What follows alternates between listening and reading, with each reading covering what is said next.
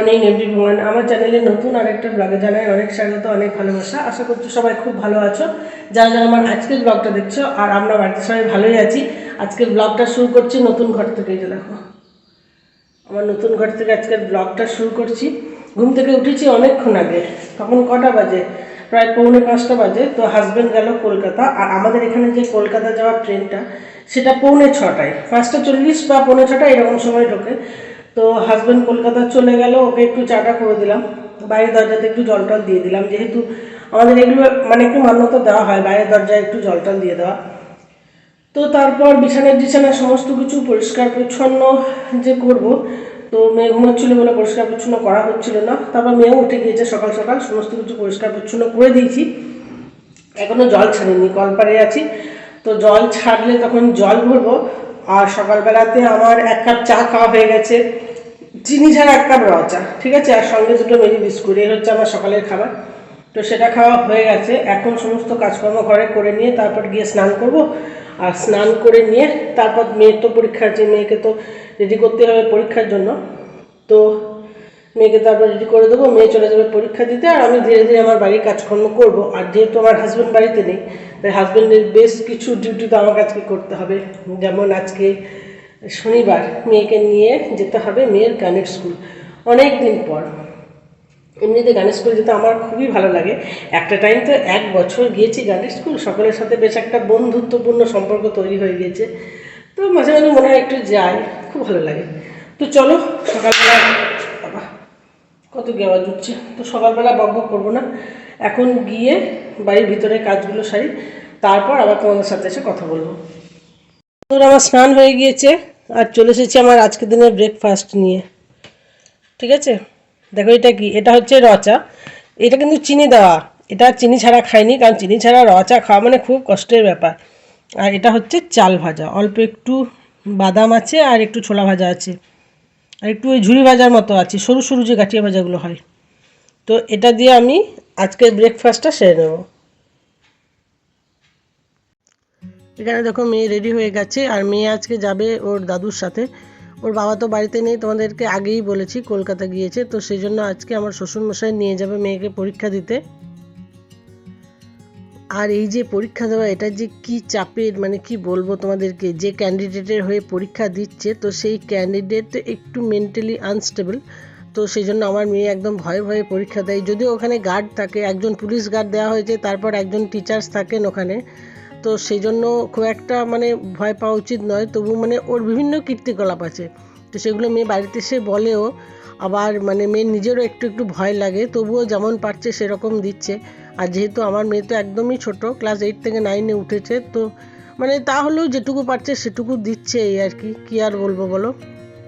ওর একটা অভিজ্ঞতা বাড়ছে, এটা একটা সবথেকে ভালো ব্যাপার। তো ওই যে মেয়ে চলে গেল ওর দাদুর সাথে, আর এখন চলো আমি বাড়িতে যাই। বাড়িতে গিয়ে তোমাদের সাথে আবার দেখা করব আমার আজকের দিনের যে রান্না হয়েছে সেই রান্নার ভিডিওটা দিয়ে, মানে আজকে কী কী রান্না করেছি সেটা তোমাদের সাথে শেয়ার করব। তো চলো এখন বাড়ির উদ্দেশ্যে রওনা দিই। অনেকক্ষণ পর আবার ভিডিওটা করছি বন্ধুরা। এখন রান্নাবান্না হয়ে গিয়েছে, তো চলো আজকে রান্না দেখিয়ে দিই। এখানে হচ্ছে কুমড়োর তরকারি, মটরশুঁটি দিয়ে, একটা আলু দিয়েছি। এটা হচ্ছে বিউলির ডাল। আর এদিকে দেখো, এটা হচ্ছে টমেটো এবং পাকা কুল দিয়ে চাটনি, একটু পাকা কুল বাবা নিয়ে এসেছিলো। আর এই হচ্ছে বাটা মাছের ঝাল। তো এই হচ্ছে মোটামুটি আজকের দিনের রান্না। আজকে এতটুকু রান্না হয়েছে, খুব একটা বেশি রান্না হয়নি। আর এখন মনে হচ্ছে, দেখো লাইট জ্বালিয়েছি রান্নাঘরে, এখন কিন্তু দিনের বেলা, একদম রাত নয়, কিন্তু এদিক দিয়ে এত হাওয়া আর ধুলো আসছে, তাই রান্নাঘরে জানলাটা লাগিয়ে রেখে দিয়েছি। ঘড়ির কাঁটায় বাজে বিকেল 3:45, আর আমরা মা মেয়ে মিলে বাড়ি থেকে এখন বেরিয়ে পড়লাম স্টেশনের উদ্দেশ্যে। স্টেশনটা আমাদের বাড়ি থেকে খুব একটা বেশি দূরে নয়, তবুও মানে স্টেশন যেতে হবে, আর একটু পায়ে হেঁটে যাব এইটুকুই ঠিক করেছি। আর এদিকে দেখো স্টেশনে এসে গিয়েছি, এখানে একটা ট্রেন যাচ্ছে, যে থ্রুপাস ট্রেনগুলো হয়। তো এই ধরনের ট্রেনের ভিডিও করতে আমার খুব ভালো লাগে। এখানে জিআরপি যে আছে স্টেশনে, তো সেখানে প্রচুর পরিমাণে ফুল গাছ লাগানো হয়েছে, মানে ফুল কিনে এনে টবে করে সুন্দর করে সাজিয়ে রাখা হয়েছে। তো সেটাও ভালো লাগছিলো। আমাদের ট্রেনটা 1 নম্বর প্ল্যাটফর্মে দাঁড়িয়ে আছে, বরাবর এটা 1 নম্বর প্ল্যাটফর্ম থেকেই ছাড়ে। তো আমরা ট্রেনে চেপে পড়েছি, আর ট্রেন কিন্তু আজকে 5 মিনিট আগে ছেড়েছে, মানে ট্রেনের যে টাইমটা, সেই টাইমের শিডিউলটা একটু চেঞ্জ হয়েছে, 5 মিনিট আগে ট্রেন ছেড়েছে। আর ট্রেনের ভিতরের এখন এরকম অবস্থা, মোটামুটি একটু ভিড় আছে, খুব একটা ফাঁকা নেই। আর বাইরে একদম ধুধু মাঠ, কিছু কিছু মাঠে মানে জল দেওয়া রয়েছে দেখছি, এগুলো তো আবার নতুন করে চাষ হবে। আর ওই দেখো দূরে কিছু কিছু জায়গায় ধানের বীজ রোয়া হয়েছে, তো আবার নতুন করে ধান গাছ লাগানো হবে। এই যে দেখো এই মাঠগুলো পুরো জল দিয়ে ভিজিয়ে রাখা হয়েছে। তো এই হচ্ছে এখন মাঠের খবর। মাঠগুলো দেখে এমনিতেই খারাপ লাগে, পুরো মাঠ যখন সবুজ থাকে তখন খুবই ভালো লাগে দেখতে। আর এখানে দেখো ট্রেনের মধ্যে ছাগল বাঁধা রয়েছে, এই ছাগলগুলো আবার ডাকছেও, মানে একজন ভদ্রলোক ছাগলগুলো নিয়ে যাচ্ছেন, মানে কিনে নিয়ে যাচ্ছেন, উনি অন্ডাল যাবেন, তো ছাগলগুলো এখানে বাঁধা আছে, ছাগলগুলো আওয়াজ করছে। আর জুহু তো পুরো হেসে লুটোপুটি খাচ্ছে এই ছাগলগুলোর আওয়াজ শুনে। ঠিক আছে, তো এখন মোটামুটি আমরা সিউড়ি ঢুকে গিয়েছি। আর সিউড়িতে এই ঢোকার মুখটা না খুব রিস্কি, মানে মানুষজনকে নামতে দেয় না, এমন হুড়োমুড়িভাবে সবাই ঢোকে। তো সেই জন্য এই গেটের কাছে এসে দাঁড়াতে হয়, মানে 1 সেকেন্ড টাইম নেবে না এরা, নামতেও দেবে না, নিজেরা আর কি হুড়মুড়িয়ে উঠবে, কে কত আগে উঠতে পারে এরকম একটা ব্যাপার। ঠিক আছে, তো দেখো সিউড়ির প্ল্যাটফর্মে ট্রেন ঢুকে গেল। তো চলো আমরা এখানে নেমে যাব, তারপর যখন টোটোটা ধরবো, মানে নেক্সট যে টোটোটা ধরবো স্যারের কাছে যাওয়ার জন্য, তো সেই টোটোটা কিন্তু একটু বাইরের দিকে গিয়ে ধরতে হবে আমাদেরকে। তো চলো আর দেরি করবো না, এখন নেমে গিয়ে টোটোটা ধরে নিই।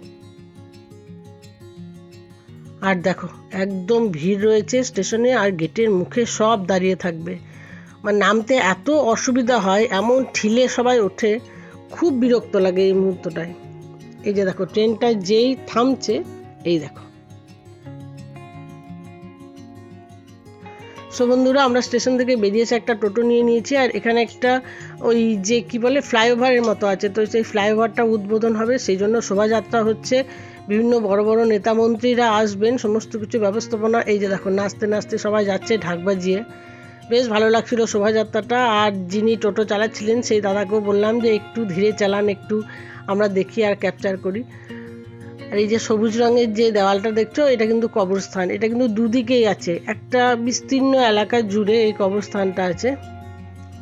আর ওই যে সামনে চলে গেল, ওগুলো বিভিন্ন মন্ত্রীরা গেলেন। আর গানের স্কুলের মধ্যেও ঢুকে পড়েছি, এখানে মেয়েদের গানের টাস্ক হচ্ছে।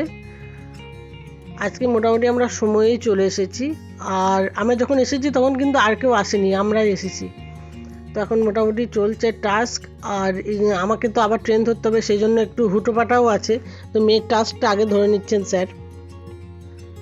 মেয়েকে নিয়ে চলে এসেছি সোজা স্টেশনে, একদম ছুটতে ছুটতে, মানে টাইম হাতে একদমই ছিল না, মাত্র 10 মিনিট টাইমের মধ্যে ছুটতে ছুটতে স্টেশন এসেছি। টোটোওয়ালা দাদাকে বলেছি একটু তাড়াতাড়ি চালান, কারণ না হলে ট্রেনটা মিস হয়ে যাবে। আর এই রুটে খুব একটা বেশি ট্রেন নেই, এই একটা ট্রেন আছে, আবার একটা ট্রেন আছে ময়ূরাক্ষী, তো ময়ূরাক্ষী ট্রেনটা অনেকটা লেট, তো সেই জন্য এই ট্রেনটা ধরারই চেষ্টা করি। আর ওই দেখো সাঁইথিয়া থেকে একটা ট্রেন আসছে ওদিকে, মানে আমি যেখানে যাব সেখান থেকে আবার একটা ট্রেন আসছে অন্ডাল যাওয়ার জন্য।